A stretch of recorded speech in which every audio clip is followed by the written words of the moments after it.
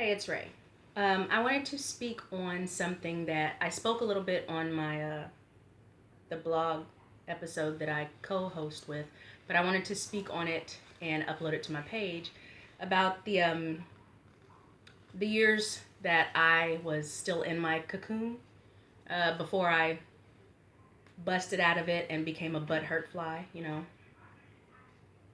Me speaking seems to hurt a lot of anus, and I wanted to go more into depth as to my mindset that was very similar to a lot of coons today. Um, Growing up in an intercultural bond, marriage, relationship as the product of such, it was extremely easy for me to see the similarities between the Mexican American side and the African American side as far as their views of their own, their views of the other, their views of whiteness, and whiteness views on those two. They were so similar, in fact, that I grew up naturally with those two parents that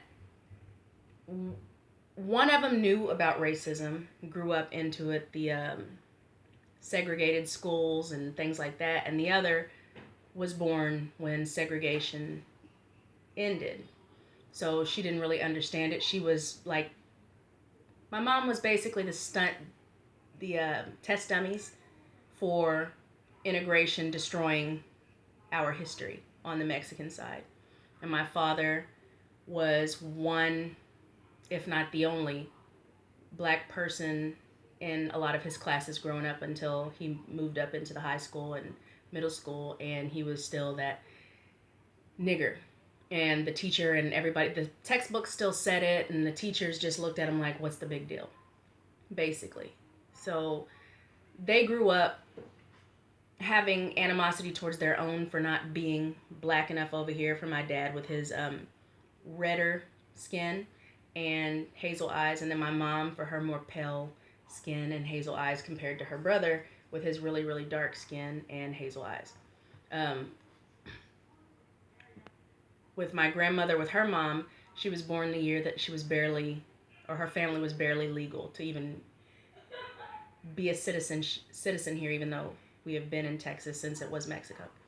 The African side, my dad was not enough of blackness, and he grew up with that mindset of people acting a certain way that he didn't act. He saw it as a reason why we were still in this situation, or still are in this situation today.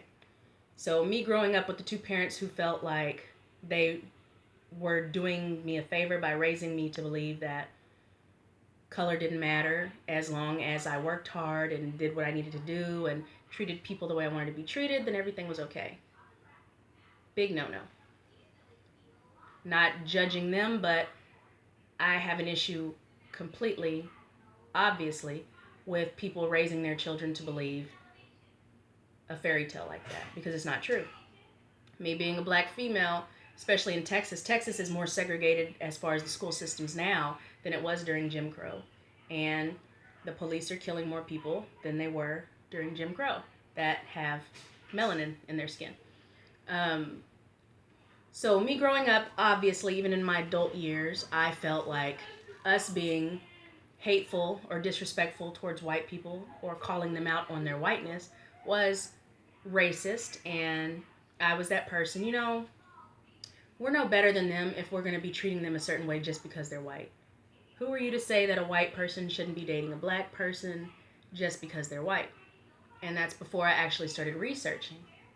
Now, my best friend throughout my entire life was my grandmother. She was my escape. She was a person that loved me more than anybody, that I loved more than anybody. We became best friends even in my adult years. I was over there at her house regularly. I was at her house more than my own. So when she started going through stage 5 bone cancer, it was her second fight with cancer. It it hit me really hard because I knew the outcome and what it would be.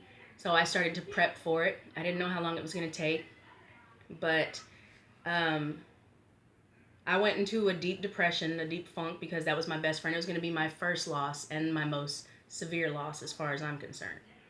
Obviously, not like losing a child, but um, speaking of.